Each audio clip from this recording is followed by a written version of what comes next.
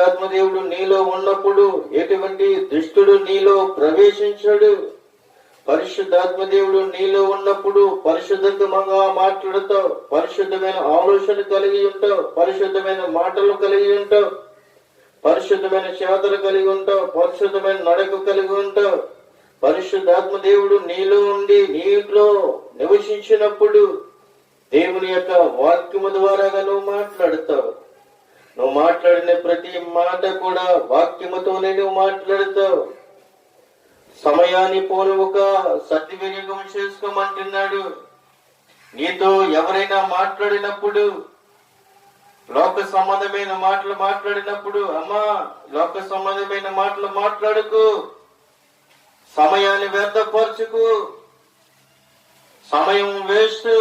నువ్వు మాట్లాడితే ఏదైనా ఉంటే దేవుని యొక్క మాటలు మాట్లాడు.